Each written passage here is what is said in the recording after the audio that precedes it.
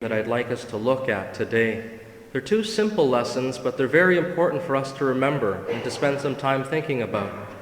The first is that without God in our lives, we become lost. Without God in our lives, we become lost. The second is that Jesus wants to have a personal relationship with each of us. Jesus wants to have a personal relationship with you, with me, with each one of us, a personal relationship. So let's look at the context of these two lessons and how they develop themselves today. So the first lesson, without God, we become lost. When we began today's gospel, the disciples are lost. They're separated from their leader after Jesus' death on the cross. And now they're in mourning. They're mourning their loss. They are overwhelmed by grief. We could say that they're paralyzed by their emotions. They don't even know what to do with themselves to deal with this pain inside. All hope seems to be lost. What do they do? Well, I think they do what any of us would do in facing a similar situation. They go back to what is familiar to them. In their case, the fishermen go out fishing. Remember, these are professional fishermen. This is what they did for a living before they encountered Jesus. They know how to do it, and they know how to do it well. But notice what happens. They can't catch one fish all night. They can't catch one fish. These are professional fishermen. They're going back to the familiar to deal with their grief, and they can't get one fish. Now, they're in the Sea of Galilee. The Sea of Galilee is 21 kilometers wide. It's not a small little lake or stream or something we're talking about. It's about 50 kilometers around. It's a big lake.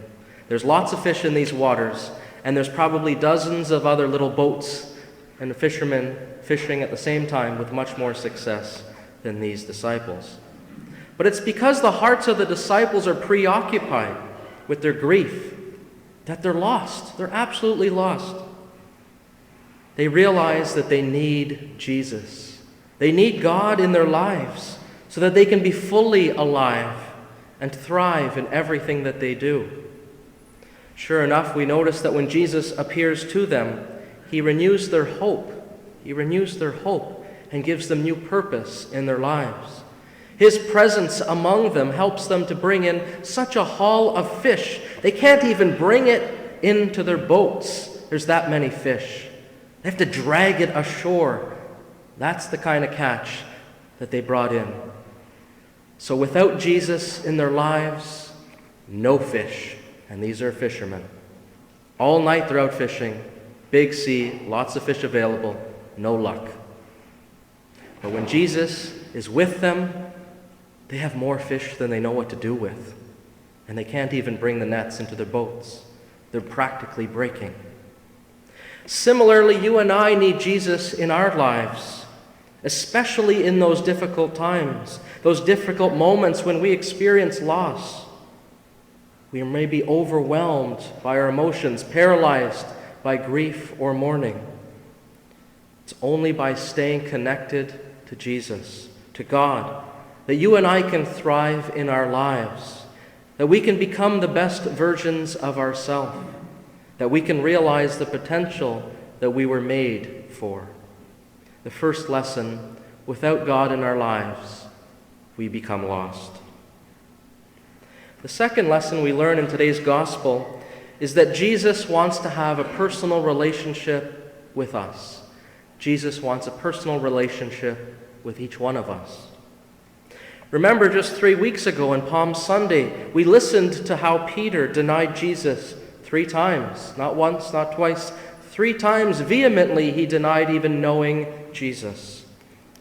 As that cock crowed, you can see Peter's cheeks streaming full of tears after denying someone he loved, his leader, his Messiah, his dear friend. He didn't just deny being with him in the garden. He didn't deny being with him at a miracle here and there. He denied even knowing him. Even knowing him.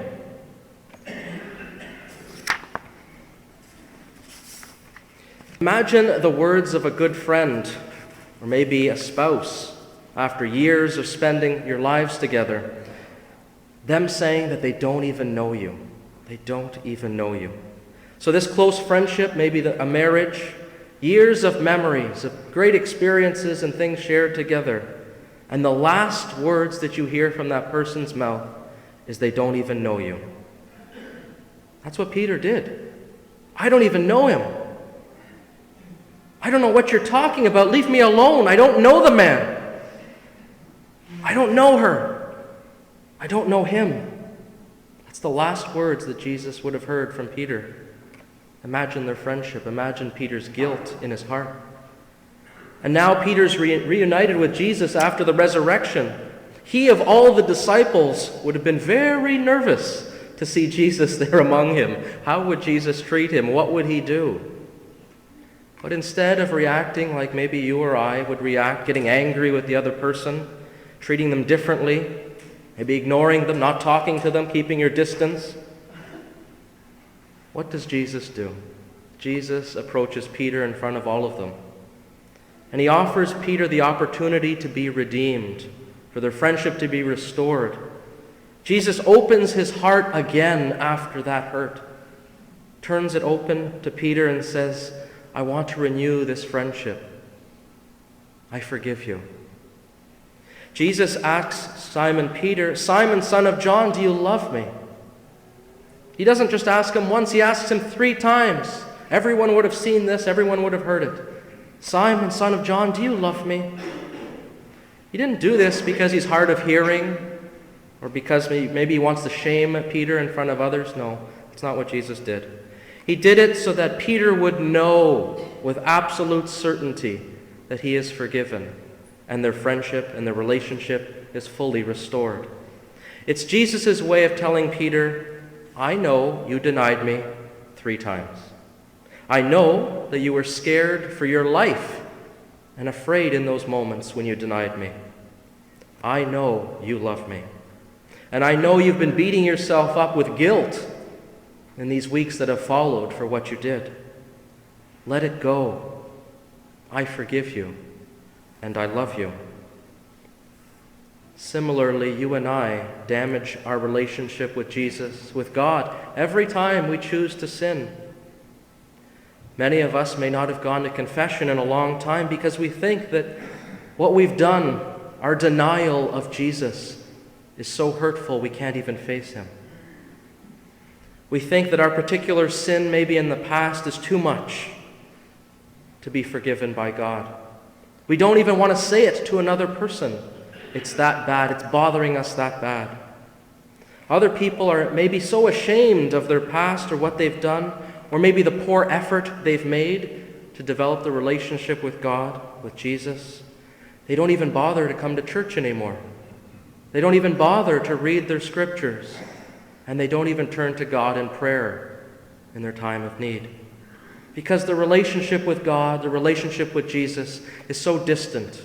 It's so disconnected after years and years of ignoring it. They think there's no point anymore. They're without hope.